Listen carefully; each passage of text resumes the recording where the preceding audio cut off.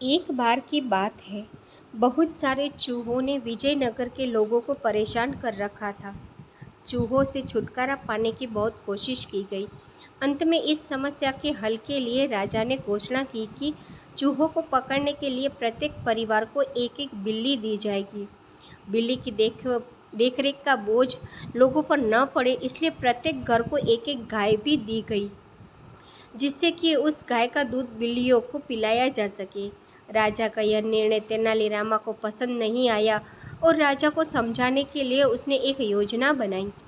तेनालीरामा अपनी बिल्ली को पीने के लिए प्रतिदिन गर्म दूध देता। बिल्ली जैसे ही दूध पीती, उसकी जीभ बुरी तरह जल जाती। इसलिए बिल्ली ने धीरे धीरे दूध पीना ही छोड़ दिया। एक दिन राजा बिल्लियों का निरीक्षण करने के लिए शहर गए। राजा ने देखा कि सभी घरों की बिल्लियां तो स्वस्थ है, परंतु तेनालीरामा की बिल्ली बहुत दुर्बल व पतली है। पूछने पर तेनालीरामा बोले, यह बिल्ली दूध ही नहीं पीती। तेनालीरामा की बात की सत्यता जांचने के लिए राजा के कहने पर बिल्ली को दूध दिया गया, परंतु सदा की तरह अपनी जली जीभ की याद आते ही वह दूध देखकर तुरंत भाग गई।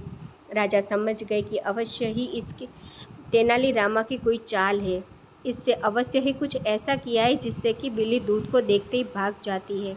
वह क्रोधित होकर अपने सैनिकों से बोले, तेनाली को 100 कोड़े मारे जाए। तेनालीरामा ने राजा की ओर देखा और बोला, महाराज, मुझे 100 कोड़े मारिए, मुझे इसका दुख नहीं है, परंतु मैं यही सोचता हूँ कि जब मनुष्यों को पीने के लिए उपयुक्त मात्रा में दूध उपलब्ध नहीं है, तब बिल्लियों को इस प्रकार दूध पिलाना उचित है। राजा को तुरंत ही अपनी गलती का एहसास हो गया। उन्होंने तुरंत आदेश दिया कि गायों के दूध का उपयोग बिल्लियों के बजाय मनुष्यों के लिए किया जाए। यह कहानी हमें सिखाती है कि संसाधनों का सही उपयोग कितना ज़रूरी है और दूसरों की ज़रूरतों को समझना भी उतना ही महत्वपूर्ण है। सीख: पहले इंसानों की ज़रूरतें पूरी करनी चाहिए।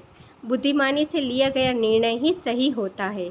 अगर आपको ऐसे ही रोचक और सीख देने वाली कहानियाँ पसंद है तो चैनल को ज़रूर सब्सक्राइब करें और वीडियो को लाइक शेयर करना ना भूलें।